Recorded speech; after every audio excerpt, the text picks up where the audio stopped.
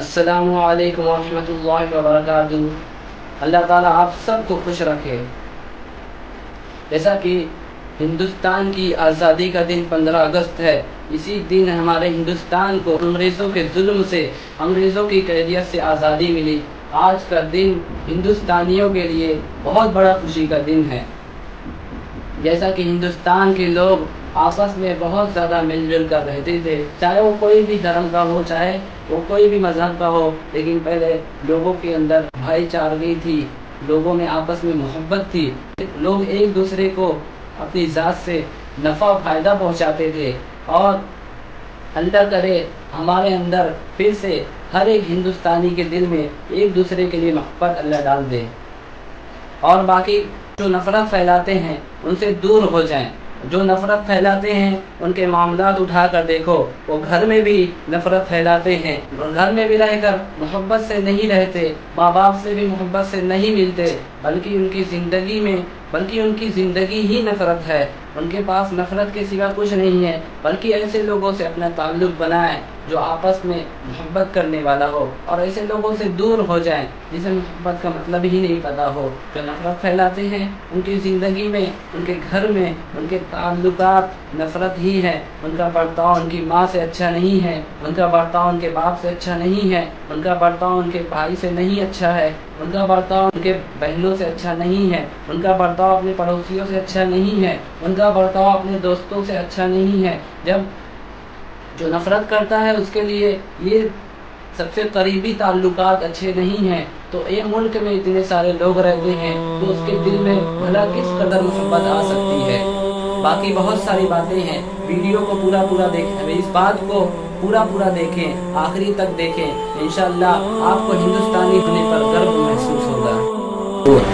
الحمد للہ وحدہ والصلاة والسلام علی من لا نبی بعدہ، اما بعد فاعوذ باللہ من الشیطان الرجیم، بسم اللہ الرحمن الرحیم۔ تبارک الذی بیدہ الملک وهو على كل شيء قدير الذي خلق الموت والحياة ليبلوكم أيكم أحسن عملا وهو العزيز الغفور۔ جیسا کہ یوم آزادی 15 اگست تو ہندوستان کا بہت بڑا خوشی کا دن ہے، کیونکہ اس دن ہندوستان کو انگریز کے ظلم و ستم سے آزادی ملی، سارے قوم کے لوگ کو انگریز سے آزادی ملی۔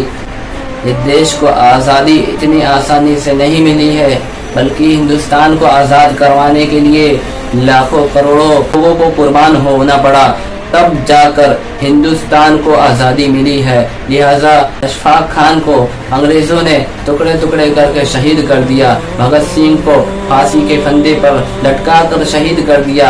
1799 میں انگریزوں نے ٹیپو سلطان کو شہید کر دیا، ان کے گلے کو قلم کر دیا، اور جسم زمین پر رکھ کر، جسم پہ انگریز اپنے پیر کو رکھ کر کہنے لگا کہ اب ہندوستان ہمارا ہوا، اب ہندوستان کو ہمیں قبضہ کرنے سے کوئی نہیں روک سکتا۔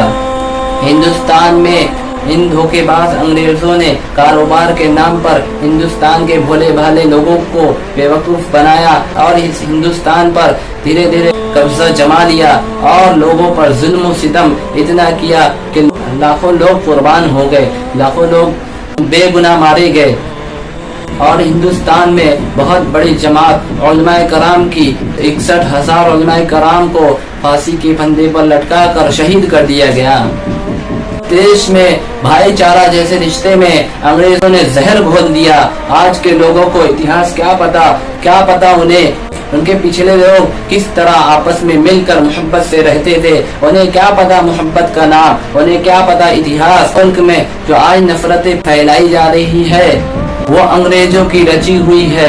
انگریز اس دیش کو لوٹ لے گئے، اس دیش میں رہنے والے ایک ایک فرد کے درمیان نفرت کو اس طرح پھیلایا کہ آج کے کچھ ٹیڑھے ذہن لوگ نفرت کو اپنے زندگی میں نفرت کا ساتھی بنا لیا ہے، لوگوں کے رشتے میں زہر گھول گئے، اور ان ظالم انگریزوں نے ظلم کی انتہا کو پار کر دیا۔ लोगों पर इतना जुल्म किया। तकरीबन 61,000 उलमाए कराम अपने आप को देश को आज़ाद करवाने के लिए अपने आप को कुर्बान करवा दिया और हर एक तबके के लोगों ने इस मुल्क की आज़ादी के लिए अपने आप को कुर्बान कर दिया।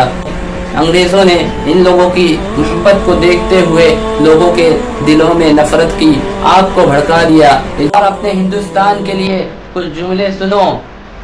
ऐ देश तुझसे अहद वफा करते हैं, माल क्या चीज़ है जान भी फिदा करते हैं, है जुर्म अगर वतन की मिट्टी से मोहब्बत, ये जुर्म मेरे हिसाबों में रहेगा।